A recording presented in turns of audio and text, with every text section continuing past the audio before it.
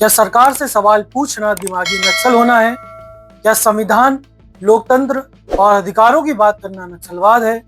या फिर दिमागी नक्सल वह सोच है जो बंदूक के बिना भी देश को तोड़ने और अलगाववाद को बढ़ावा देने की कोशिश करती है?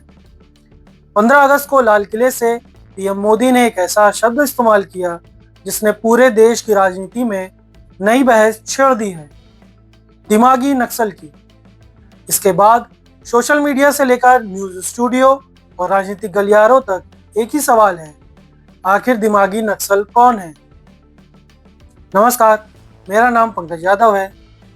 आज हम बात करेंगे उस शब्द की जिसने 15 अगस्त के बाद से राजनीति में नई बहस शुरू कर दी है, दिमागी नक्सल। पीएम मोदी ने लाल किले से अपने भाषण में नक्सलवाद के खिलाफ देश की लड़ाई का जिक्र करते हुए एक नए तरह के नक्सलवाद की बात की। इसके बाद सोशल मीडिया पर दिमागी नक्सल शब्द तेजी से फैल गया।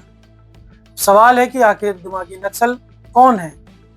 क्या ये सिर्फ उन लोगों के लिए कहा जा रहा है जो नक्सलवाद का समर्थन करते हैं, या फिर सरकार के हर विरोधी को इस नाम से बुलाया जाएगा? पहले नक्सलवाद को थोड़ा आसान भाषा में समझ लेते हैं। भारत में नक्सलवाद की शुरुआत पश्चिम बंगाल के नक्सलवाड़ी इलाके से हुआ था। धीरे धीरे ये आंदोलन देश के कई हिस्सों तक फैल गया। नक्सली संगठन सरकार और व्यवस्था को बदलने के लिए हथियार उठाने और हिंसा का रास्ता अपनाने लगे। एक समय ऐसा था जब देश के कई इलाके नक्सल हिंसा से बहुत ज्यादा प्रभावित थे। सुरक्षा बलों पर हमले होते थे, आम लोग मारे जाते थे और जंगलों में नक्सली संगठन अपनी पकड़ बनाए हुए थे। सरकार और सुरक्षा बलों ने लंबे समय तक इसके खिलाफ अभियान चलाया। इसके साथ ही नक्सल प्रभावित इलाकों में सड़क, स्कूल, अस्पताल, बैंक और रोजगार जैसी सुविधाएं बढ़ाने पर भी काम किया गया। आज हालात पहले से काफी सुधरे हुए हैं और हथियार उठाने वाले नक्सली आंदोलन को भी काफी हद तक कमजोर किया जा चुका है। लेकिन अब सवाल है कि जब बंदूक वाला नक्सलवाद कमजोर हो रहा है तो दिमागी नक्सल की बात क्यों हो रही है? यहीं से असली बहस शुरू होती है। सरकार का कहना है कि नक्सलवाद सिर्फ बंदूक चलाने वाले लोगों तक सीमित नहीं है। अगर कोई व्यक्ति नक्सली विचारों को बढ़ावा देता है, हिंसा को सही बताता है या देश को अलग करने वाली सोच का समर्थन करता है तो उसके बारे में भी सवाल उठना चाहिए। केंद्रीय मंत्री किरण रिजिजू ने भी इस मामले में सफाई देते हुए कहा कि बात उन लोगों की हो रही है जो अलगाववाद का समर्थन करते हैं या देश तोड़ने की बात करते हैं। लेकिन सरकार के विरोध में खड़े लोग इस बात को लेकर चिंतित हैं। उनका सवाल है कि अगर कोई सरकार की आलोचना करेगा तो क्या उसे भी दिमागी नक्सल कहा जाएगा?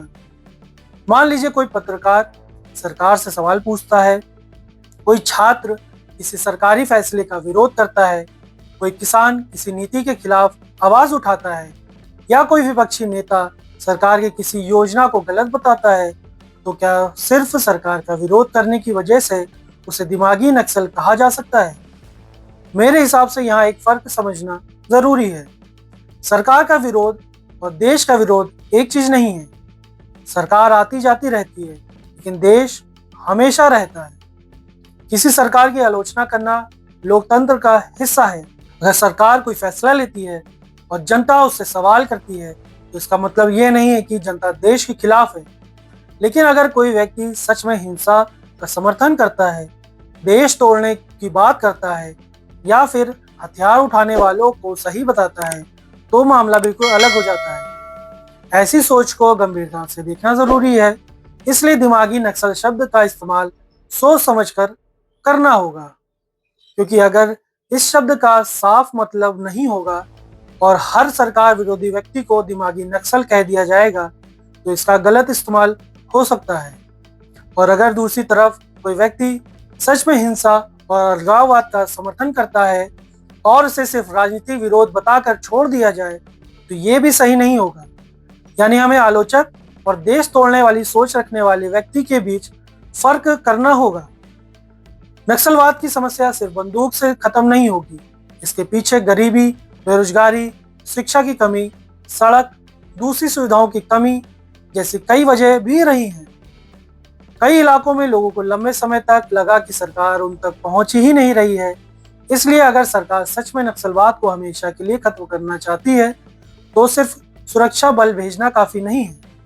वहाँ अच्छे स्कूल होने चाहिए, अस्पताल होने चाहिए, रोजगार के मौके होने चाहिए, सड़क और इंटरनेट होना चाहिए, बैंक और सरकारी सुविधाएं लोगों के पास होनी चाहिए और सबसे ज़रूरी बात, वहाँ रहने वाले लोगों को ये महसूस होना चाहिए कि देश में वो अकेले नहीं हैं बल्कि बराबर के हिस्सेदार हैं। क्योंकि जब किसी इलाके के लोगों को विकास मिलता है और उनकी बात भी सुनी जाती है तो अलगाव की सोच अपने आप कमज़ोर होती है। अब वापस आते हैं दिमागी नक्सल पर। अगर इसका मतलब ऐसे लोगों से है जो हिंसा, अलगाववाद और देश तोड़ने वाली सोच को बढ़ावा देते हैं तो इस पर बहस होनी चाहिए और ऐसी सोच को रोकना भी चाहिए।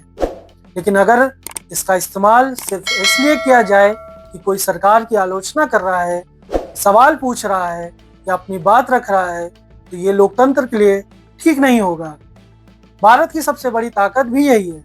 यहाँ लोग सवाल पूछ सकते हैं। सरकार से सवाल करना कोई अपराध नहीं है। विपक्ष का विरोध करना भी लोकतंत्र का हिस्सा है। पत्रकार का सवाल पूछना भी जरूरी है और जनता को अपनी बात रखने का अधिकार भी होना चाहिए। इसलिए दिमागी नक्सल की बहस को सिर्फ राजनीति की लड़ाई नहीं बनाना चाहिए। हमें ये देखना होगा कि आखिर किस व्यक्ति की सोच सच में हिंसा और अलगाववाद की तरह है और कौन सिर्फ सरकार की नीतियों से असहमत है।